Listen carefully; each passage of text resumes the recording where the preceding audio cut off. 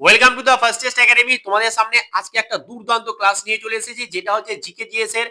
তোমরা দেখে নিয়েছো থাম্বনেলে যে জিকে জিএস এর একটা ধামাকা একটা মাস্টার ক্লাস। তো এই ক্লাসে তোমরা এই ক্লাসগুলো কন্টিনিউ সপ্তাহে 5 দিন পেয়ে যাবে, বলা যেতে পারে 6 দিন ক্লাস পাবে, কারণ 5 দিনে যে ক্লাসগুলো আমরা কন্টিনিউ করব সেই ক্লাসটা আমাদের 6 দিনের দিন অর্থাৎ শনিবার তোমরা কিন্তু এটা কম্পাইল করে রিভিশনের জন্য পুরো ক্লাসটা পেয়ে যাবে। এবং এই ক্লাসটা যে এক্সামই দাও না কেন সমস্ত এক্সামের জন্যই কিন্তু ইম্পর্টেন্ট। তুমি ক্লাসটা একদিন আজকের এই ক্লাসটা দেখে নাও, তাহলে বুঝতে পেরে যাবে ক্লাসটা কতটা গুরুত্বপূর্ণ। এবং প্রথম থেকে শেষ পর্যন্ত একটা ক্লাস দেখে নাও, আমি বলছি যে তুমি অনেক কিছুই কিন্তু এখানে শিখতে পারবে। প্রত্যেকটা অপশনকে এখানে আলোচনা করব।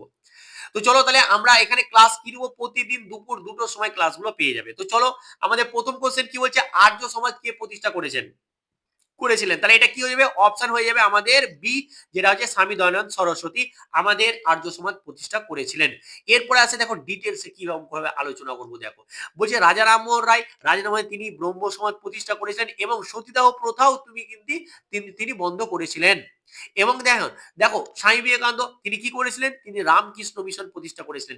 ঈশ্বরচন্দ্র বিদ্যাসাগর কি করেছিলেন, বিধবা বিবাহ আইন পাস করেছিলেন, তাই তো কি করেছিলেন ঈশ্বরচন্দ্র বিদ্যাসাগর, বিধবা বিবাহ আইন পাস করেছিলেন, বা করার ক্ষেত্রে বলতে পারো যে তার অপরিসীম অবদান আছে। এর পরবর্তী কোশ্চেন দাও, প্রত্যেকটা কোশ্চেন খুবই গুরুত্বপূর্ণ। সত্যমেব জয়তে কথাটি কোথা থেকে নেওয়া হয়েছে? এটা নেওয়া হয়েছে অপশন সি, মুন্ডক উপনিষদ থেকে নেওয়া হয়েছে। এরপরে দেখো আমাদের অপশন গুলো যেগুলো আছে সেগুলো আমরা আলোচনা করিনি। দেখো ঋগ্বেদ, ঋগ্বেদ হচ্ছে বিশ্বের প্রাচীনতম ধর্ম গ্রন্থ, তাই তো, প্রাচীনতম ধর্ম গ্রন্থ। এবং সামবেদ, সামবেদটা কি, ভারতীয় জাতীয় সঙ্গীতের উৎস বলা হয়, তাই তো। ভারতীয় যে জাতীয় সঙ্গীত কোথা থেকে পেয়েছে, এই বেদ থেকে বা সামবেদ থেকেই কিন্তু এর উৎসটা পাওয়া যায়। রামমোহন রামায়ণ, রামায়ণ কি বাল্মীকি মুনি এটি রচনা করেছিলেন। পরবর্তী এবং আমাদের থার্ড প্রশ্ন দেখো, বলছে যে রক্তের গ্রুপ, ব্লাড গ্রুপ কে আবিষ্কার করেছিলেন? দারুণ ইম্পর্টেন্ট, ভেরি ভেরি ইম্পর্টেন্ট, প্রচুর প্রচুর বার কিন্তু এক্সামে এসেছে। এটা কি হয়ে যাবে আমাদের option B, Karl Landsteiner আমাদের রক্তের গ্রুপ আবিষ্কার করেছিলেন। চলো পরবর্তী দেখো আমাদের অপশন গুলো কি কি বলছে। দেখো অপশন গুলো হচ্ছে যে আলেকজান্ডার ফ্লেমিং তিনি প্রথম অ্যান্টিবায়োটিক পেনিসিলিন আবিষ্কার করেছিলেন, বহুবার কিন্তু এক্সামে এসেছে। এডওয়ার্ড জেনার তিনি গুটি বসন্তের অর্থাৎ স্মল পক্স এর কিন্তু আমাদের টিকা আবিষ্কার করেছিলেন। লুই পাস্তুর, লুই পাস্তুর কি হয়েছিলেন, তিনি জলাতঙ্ক রোগের টিকা এবং পাস্তুরাইজেশন পদ্ধতি আবিষ্কার করেছিলেন। প্রত্যেকটা লাইন কিন্তু এক একটা প্রশ্ন, তাই বলছি প্রত্যেকটা তুমি যদি খাতায় নোট করতে চাও তো নোট করে নাও, প্রত্যেকটা প্রশ্ন কিন্তু খুবই গুরুত্বপূর্ণ। আর এইভাবে কিন্তু আমরা রেগুলার ক্লাস নিয়ে আসবো। দেখো কি বলছে চারের প্রশ্ন, বলছে ভারতের কোন রাজ্যে সূর্যোদয় সবার আগে হয়? সূর্য কোন রাজ্যে আমাদের ভারতের সর্বপ্রথম ওঠে? সেটা কি হয়ে যাবে অপশন সি, যেটা হচ্ছে আমাদের অরুণাচল প্রদেশ। তো চলো আমাদের অপশন গুলো একটু আলোচনা করে নি। কি বলছে দেখো, গুজরাট ভারতের, এটা কি হয়েছে ভারতের পশ্চিমতম অর্থাৎ ভারতের একদম পশ্চিমে অবস্থিত রাজ্য, সেটা হচ্ছে গুজরাট। সেখানে সূর্য অস্ত সব থেকে দেরিতে যায়, তাই তো, সব থেকে শেষে সূর্য অস্ত হয়।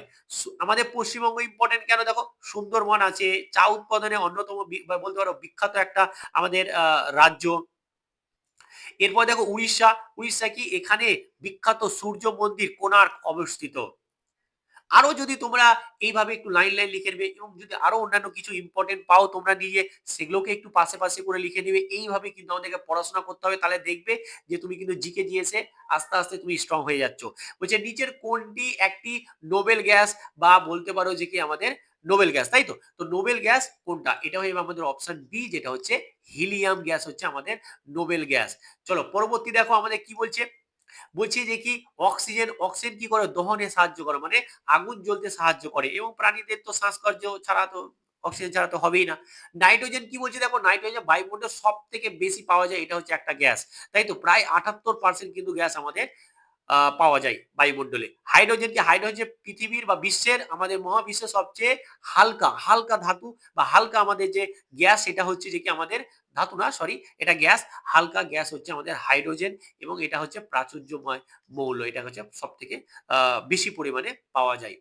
পরবর্তী দেখো, বলছে কানহা জাতীয় উদ্যান বা ন্যাশনাল পার্ক কোথায় আছে? এটা খুবই ইম্পর্টেন্ট এবং টু ইজি, এবং প্রচুর প্রচুর কিন্তু এক্সামে এসেছে। সেটা হচ্ছে আমাদের কোথায় আছে, এটা মধ্যপ্রদেশ অর্থাৎ সি অপশন। তো পরবর্তী গুলো দেখে নাও একটুখানি। কি বলছে দেখো, পশ্চিমবঙ্গ এখানে সুন্দরবন জলদাপাড়া জাতীয় উদ্যান আছে। রাজস্থান কি আছে, রণথম্বর আছে, সারিস্কা জাতীয় উদ্যান আছে। গুজরাটে গির অরণ্য আছে যেখানে এশিয়া সিংহ পাওয়া যায়, তাই তো এশিয়া সিংহের জন্য এটা গির অরণ্য বা গির ন্যাশনাল পার্ক কিন্তু আমাদের বিখ্যাত। পরবর্তী প্রশ্ন দেখো, বলছে যে গৌতম বুদ্ধ কোথায় নির্মাণ লাভ বা সিদ্ধি লাভ করেছিলেন? তাহলে এটা কোথায় করেছিলেন এটা সবাই পারবে, সেটা হচ্ছে কি আমাদের সি, যেটা হচ্ছে আমাদের বুধ গয়া, যেটা হচ্ছে সি বুধ গয়া, একদম সঠিক অ্যান্সার। তাহলে এখানে ডিটেলসে দেখো লুম্বিনী কি হয়েছিল, লুম্বিনীতে তিনি প্রথম লুম্বিনীতে তিনি জন্মগ্রহণ করেছিলেন এবং সারনাথে তিনি প্রথম যে আমাদের ধর্ম প্রচার সেটা করেছিলেন সারনাথে। এবং কুশীনগর কি, কুশীনগর তিনি বুদ্ধ দেবের যে মহা পরিনির্মাণ অর্থাৎ যে মৃত্যু হয়েছিল কোথায় সেটাকে বলা হয় মৃত্যুটাকে আমাদের যে বুদ্ধ গৌতম বুদ্ধের যে মৃত্যু সেটাকে বলা হয় যে মহাপরিনির্মাণ, আর সেটা কোথায় আমাদের কুশীনগরে হয়েছিল। পরবর্তী প্রশ্ন দেখো, বলছে লোকসভার সদস্য হওয়ার জন্য ন্যূনতম বয়স কত প্রয়োজন? এটা আশা করি সবাই জানো, এটা কি হয়ে যাবে আমাদের সি একদম সঠিক অ্যান্সার, যেটা হচ্ছে 25 বছর বয়স। তাহলে আমাদের যেগুলো অপশন আছে কি 18 বছর আমরা ভোটের অধিকার পাই, 21 বছর কি পঞ্চায়েতি নির্বাচনে লড়ার জন্য যে ন্যূনতম বয়স, এবং 30 বছর বয়সটা কি রাজ্যসভার সদস্য হওয়ার জন্য আমাদের ন্যূনতম বয়স হচ্ছে আমাদের 30 বছর। দেখো পরবর্তী প্রশ্ন কি বলছে দেখো, বলছে যে গতির সূত্র কে আবিষ্কার করেছিলেন? এটা আমরা জানি ল অফ মোশন, এটা হচ্ছে একদম সহজ এবং আমরা সবাই জানি এটা স্যার আইজ্যাক নিউটন, যেটা হচ্ছে অপশন বি। তো পরবর্তী অপশন গুলো কি আছে দেখো আলোচনা যদি করে, আইনস্টাইন কি করেছিলেন? আপেক্ষিকতাবাদ, যেটা হচ্ছে ই সমান এমসি স্কয়ার আবিষ্কার করেছিলেন। গ্যালিলিও কি টেলিস্কোপের সাহায্যে মহাকাশে পর্যবেক্ষণ বিপ্লব এনেছিলেন, তাই তো। এবার আছে এডিসন, এডিসনকে সবাই জানে ভালো করে, যেটা হচ্ছে বৈদ্যুতিক বাল্ব আবিষ্কার করেছিলেন, তাই তো। যেটা যে মানে 999 বার ফেল হওয়ার পরে 1000 বার টাইমস যখন হচ্ছে তখন কিন্তু এটা কিন্তু আমাদের সাকসেসফুল হয় এবং তিনি কিন্তু বাল্ব আবিষ্কার করেন। এটা কিন্তু আমরা অনেকবার এখানে আমরা মোটিভেশন বলতে পারো যে এখান থেকে আমরা প্রচুর প্রচুর মোটিভেট হয় যে কি হ্যাঁ এতবার ফেল হওয়ার পরে কিন্তু হাল ছাড়েনি, ঠিক এক্স্যাক্টলি। এরপরে দেখো আমাদের 10 নম্বর প্রশ্ন, পশ্চিমবঙ্গের সর্বোচ্চ শৃঙ্গ কোনটি? এটা হয়ে যাবে আমাদের বি অপশন, যেটা হচ্ছে সান্দাকফু। দেখো ডিটেলস গুলো দেখে নাও কতটা ইম্পর্টেন্ট। টাইগির হিল এটা কি দার্জিলিং এ অবস্থিত, যেখান থেকে কাঞ্চনজঙ্ঘা সূর্য উদয় দেখা যায়। ফালুট এবং সবরগ্রাম কি, এগুলো হচ্ছে সিঙ্গালীলা শৈলশিলার গুরুত্বপূর্ণ শৃঙ্গ। ফালুট সবরগ্রাম এগুলো কোথায় আছে? আমাদের সিঙ্গালীলা পর্বতমালাতে কিন্তু আমাদের এটা দেখা যায়। তো এই ছিল আমাদের বলা যেতে পারে যে 10টা প্রশ্ন নয়, 10টা প্রশ্ন আমি প্রতিদিন এরকম করে 10টা করে নিয়ে আসবো, কিন্তু 10টাই নয়, সত্যি সত্যি কথা বলতে এদিকে তো 10টা প্রশ্ন হয়েছে আর প্রত্যেকটা আমরা অপশন গুলোকে আলোচনা করছি, ধরে নাও যে আরো 30টা, তো প্রায় প্রায় আমরা কিন্তু 40টা প্লাস কোশ্চেন কিন্তু আলোচনা করলাম। আর এরকম ভাবে যদি আলোচনা করো এবং খাতায় তুমি যদি নোট করো না, তাহলে তুমি 1 মাস পর, বেশি নাই জাস্ট 1 মাস তুমি যদি এরকম করে নিজেকে দিয়ে দাও সময়, তাহলে কিন্তু জিকে জিএস তুমি কোথাও আর আটকাবে না। তো আজকের ক্লাসটা কেমন ছিল অবশ্যই অবশ্যই তোমরা কমেন্ট করে জানাবে, এবং তার সাথে সাথে প্রত্যেকে আমি একটা একটা লাস্ট আমি একটা প্রশ্ন দেব প্রত্যেক দিন, সেটা হচ্ছে যে কি তোমরা বলবে যে দক্ষিণ ভারতের সর্বোচ্চ শৃঙ্গ কি, বললাম যে দক্ষিণ ভারতের সর্বোচ্চ শৃঙ্গর নাম কি, এটা প্রত্যেকে কমেন্ট করে আনসার করে জানাবে। আমি প্রতিদিন একটা করে দেবো, যেটা তোমরা কমেন্ট করে জানাবে।